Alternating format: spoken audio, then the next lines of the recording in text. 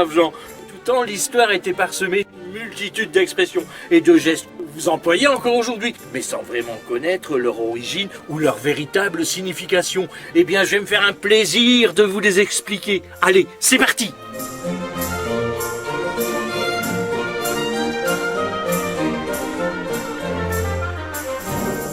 Aujourd'hui, nous allons voir une expression qui nous met en grande difficulté par les extrémités, et c'est joindre les deux bouts.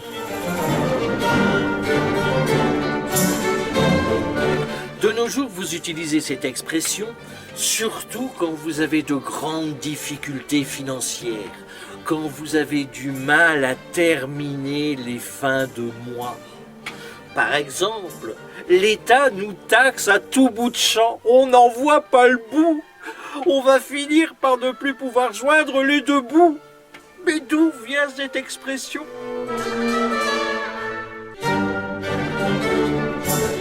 Nous vient du XVIe siècle.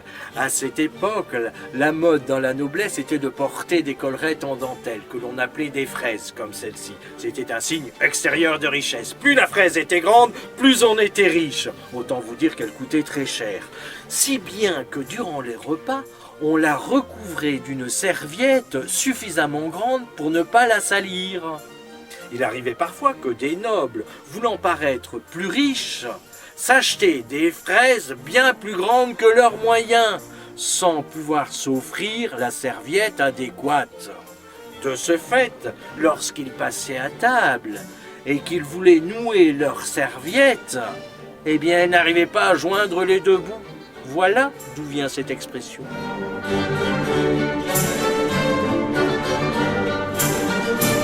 Joindre les deux bouts, en somme, c'est quelque chose de difficile à faire. Mais alors, si d'un côté je tiens le bon bout et que de l'autre je n'en vois pas le bout, c'est que j'ai du mal à joindre les deux bouts. Dans ce cas-là, il ne me reste qu'à mettre les bouts et de ne pas ramener ma fraise. Allez, au revoir et à bientôt. Au revoir.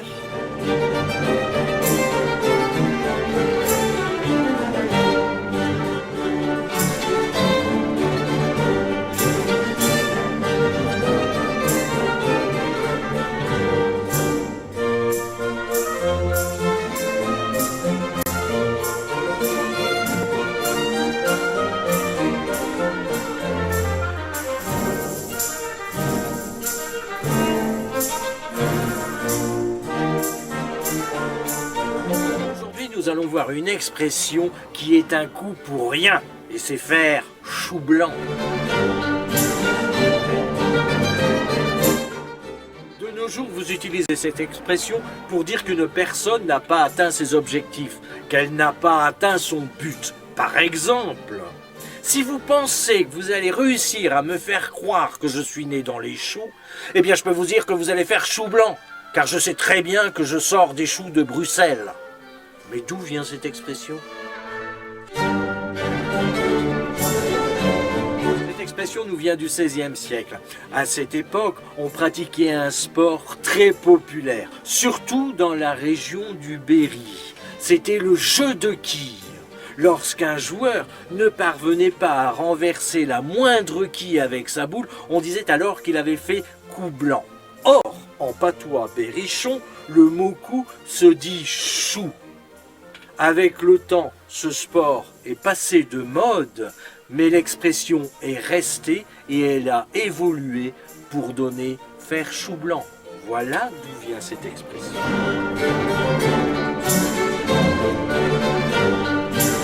Donc, faire chou blanc, en somme, c'est faire un coup pour rien, c'est tirer à côté et ça n'a rien à voir avec le légume, qu'il soit vert, rouge ou blanc.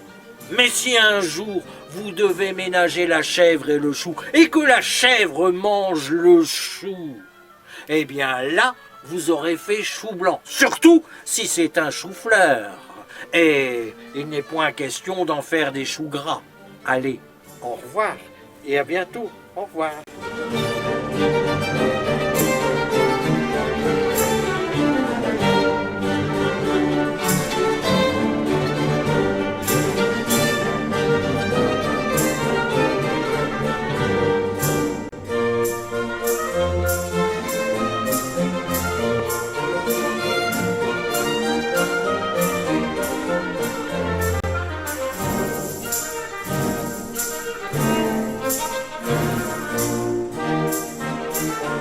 nous allons voir une expression qui est en lien avec la trahison. Et c'est vendre la mèche.